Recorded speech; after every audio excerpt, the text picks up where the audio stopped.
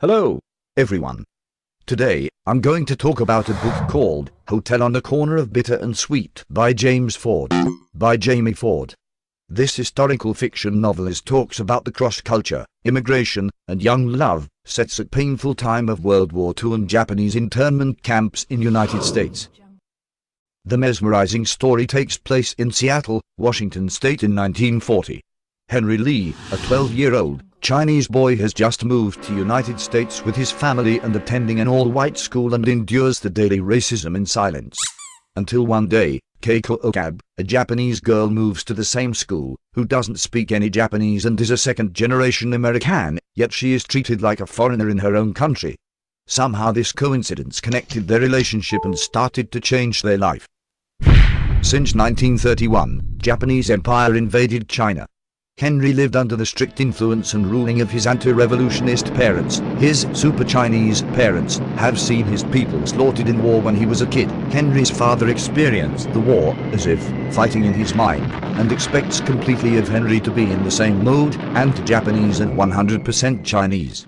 They even make him wear a button that reads "I am Chinese," so people know he's not one associates with the Japanese. One day when he is working in the cafeteria at his middle school, Keiko is also assigned to work with him. At first, Henry is wary and keeps distance, but as time goes on, they find comfort and connection in each other as kids harass them every day and tear them down for their ethnicity. Their relationship blooms. The two forms a fast friendship, bonding over shared work hours in the school cafeteria and a love of music and adventure. However, their relationship is accepted wholeheartedly by Keiko's family but completely despised and forbidden by Henry's father, a vehement Chinese nationalist.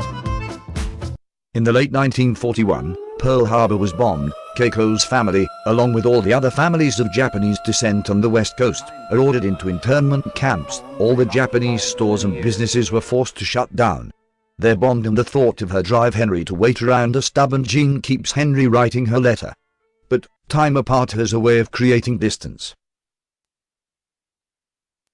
Although his relationship with Keiko blossoms into love, Henry finds that the physical distance and the many strains on their relationship may be too difficult to overcome.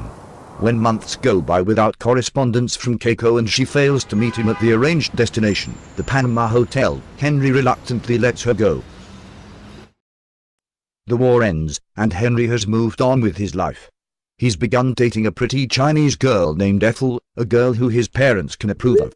It's on the day that the war officially ends that he knees and proposes to Ethel. Time flies to 1980s. Henry taking early retirement from his job at Boeing to care for Ethel in her final months. Henry finds himself with too much time on his hands. One day, walking past the Panama Hotel, he spots a news conference in progress. The belongings of a number of Japanese families have been located in the hotel's basement. Henry, with the aid of his son Marty and Marty's fiancée Samantha, begins to look through the dusty belongings in the basement in search of something belonging to Keiko and her family. He finds Keiko's sketchbook and that she had once given him in thanks for helping her family. These discoveries cause Henry to re-examine the past and tell his son the whole story of his relationship with Keiko, which he had never before revealed. With the help of Marty and Samantha, Henry visits New York City and is finally reunited with Keiko. This book does a great job exploring the history and attitudes of the hard time period, which set during one of most conflicted and volatile times in American history. The consciousness, people, and land are the three elements which forms the meaning of cultural landscape. That is what we have been exploring for all quarter. However, we all know there are many bitter memories in our past history or still happening currently. What we can do is keep the gate open for an optimistic and creating more sweet for the romantic future.